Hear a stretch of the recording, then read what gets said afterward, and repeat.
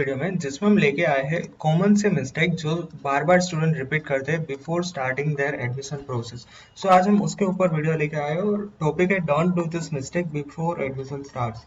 Okay, तो सबसे पहले मैं यहाँ पे आपको एक वीडियो का ओवरव्यू देना चाहता हूँ कि किस टॉपिक पे हम बात करने वाले हैं। सबसे पहले जो स्टूडेंट्स वो कॉमन मिस्टेक करते हैं एडमिशन प्रोसेस उसके बारे में। After that I just want to recommend कि आप ये सारी मिस्टेक्स को ऑलवेज अवॉइड करें और confidence on your decision, this is most important factor. आप कोई भी डिसीजन ले उसमें आपका कॉन्फिडेंस होना चाहिए, तभी आपको उस कॉलेज में एडमिशन लेने के लिए मैं आपको रिकमेंड करना चाहता हूँ। ठीक है, तो सबसे पहले है कि चॉइस फिलिंग विदाउट रिसर्च। काफी सारे स्टूडेंट्स क्या करते हैं कि अपने फ्रेंड्स ने लिया, अपने फैमिली के साथ बात की और ऐसे ही सबने बोला कि ये कॉलेज अच्छी है, ये कॉलेज अच्छी है, so without doing any research आपने वो चॉइस फिल कर दी। This mistakes commonly done by so many students. क्या होता है इसमें कि some students make choice filling for more ground without 100% research. Research में ऐसा है कि आपको कॉलेज के बारे में 100% नॉलेज नहीं होता है, फिर भी आपने वो मॉक राउंड या फिर फर्स्ट राउंड में वो कॉलेज डाल लिए, तो this is the most basic mistake all the students done. और इसमें क्या लिखा है मैंने कि always do more than 100% research and make a list and document है वो मैं अगली स्लाइड में मैं आपको दिखाने वाला हूँ कि वो डॉक्यूमेंट मैंने ऑलरेडी आपको दिखा दिया था। वो एक अच्छा लिस्ट बनाइए और मोर देन 100% आपको हो सके उतना ज्यादा रिसर्च करना है, क्योंकि देखिए अभी आपके पास कोई भी स्टडी नहीं है, अभी आपके पास कोई भी काम नहीं है, तो फिर आपको एक ही काम है कि अच्छे से अच्छा हो सके उतना ज्यादा रिसर्च कीजिए कॉलेज के ऊपर।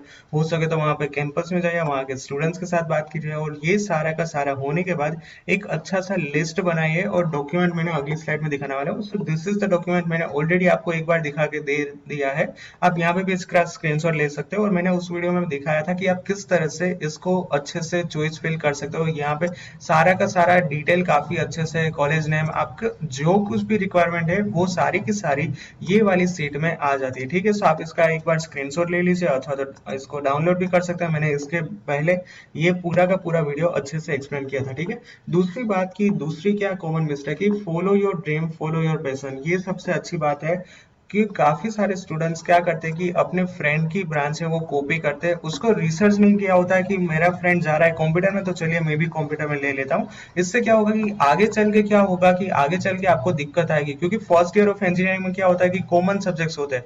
आपको मैकेनिकल आएगा, इलेक्ट्रिकल आएगा, सिविल आएगा, सब कुछ आएगा। So first year is the common, चलिए फर्स्ट ईयर तो आपने जैसे तैसे करके निकाल लिया, but after in second, third और फोर्थ ईयर क्या होगा कि आपका प्योर इंजीनियरिंग का सब्जेक्ट आएगा जिसमें कोडिंग आएगा, प्रोग्रामिंग आएगा। सो फ्रेंड ने लिया था कंप्यूटर इसलिए आपने भी कंप्यूटर ले लिया। सो this is most common thing.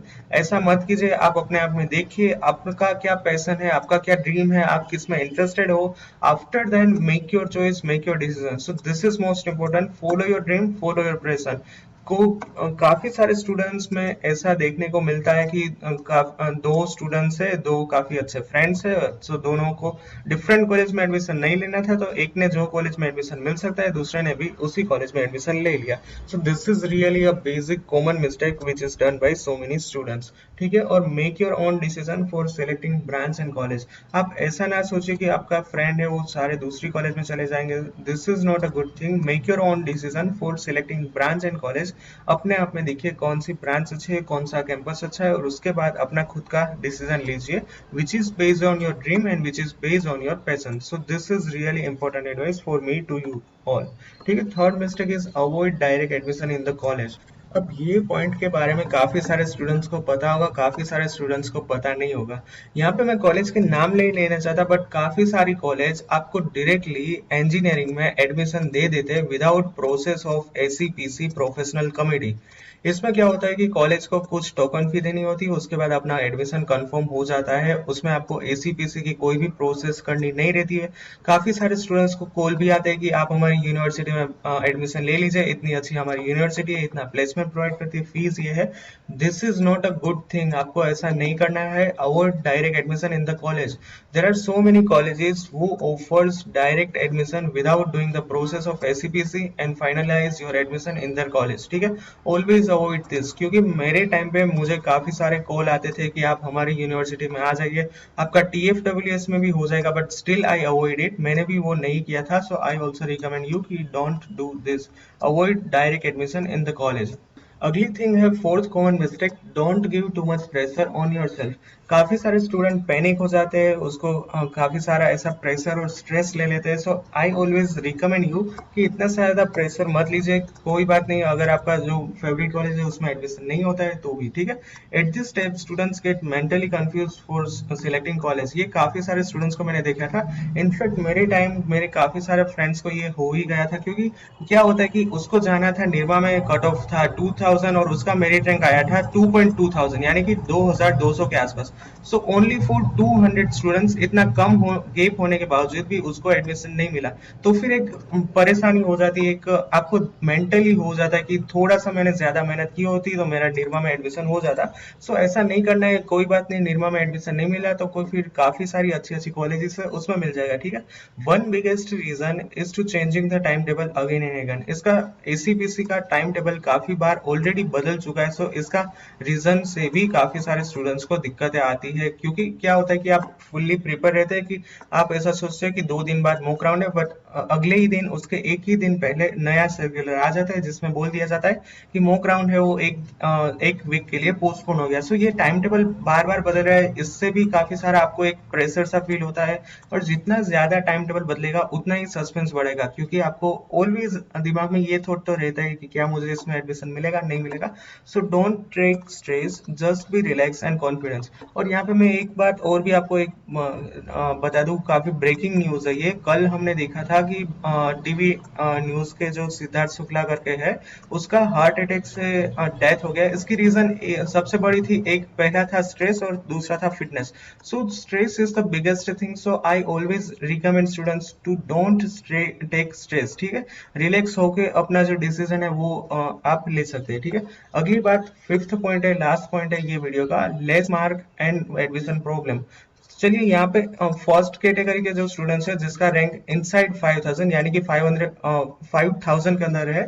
दूसरे स्टूडेंट्स ये है कि जिसका 5000 से लेके 30,000 तक मेरिट रैंक आता है। सो फिर क्या होता है कि लेस मार्क होने पर ये सारे जो दूसरी कैटेगरी के स्टूडेंट्स हैं उसको एक प्रेशर हो जाता है कि उसको एडमिशन मिलेगा कि नहीं मिलेगा। सो यहाँ पे मैं उन लोगों को ये बताना चाहता हूँ कि डोंट वरी, जस्ट टू सी। आप ये देखिए कि हर साल इंजीनियरिंग में कितनी सारी सीट्स वैकेंट रहती है, खाली पड़ी रहती है, जिसपे कोई भी एडमिशन नहीं होता है। सो फिर ऐसा मत सोचना कि आपको एडमिशन नहीं मिलेगा मिलेगा। ये मैं किस स्टूडेंट्स की बात कर रहा हूँ, जिन लोगों का मेरिट रैंक 10,000 15,000 उसके ऊपर है, 5,000 के ऊपर है, उसकी वजह से, ठीक है। सो उन लोगों को फिगर करने की बिल्कुल भी जरूरत नहीं है। Student with less mark begin so much panic and thought whether they are getting admission or not. काफी सारे स्टूडेंट्स को यही दिक्कत होती है जिसके मार्क कम आते हैं, कि उन लोगों को अच्छी कॉलेज में एडमिशन मिलेगा कि नहीं। सो यहाँ पे मैं आपको यही रिकमेंड करना चाहता हूँ कि just look at the number, कि हर साल इंजीनियरिंग में कितनी सीट्स है और कितनी सीट्स खाली रहती है। क्योंकि अंदाजे से मैं आपको एक फिगर दे देता हूँ कि अराउंड 50,000 सीट्स है गुजरात के अंदर, ठीक है।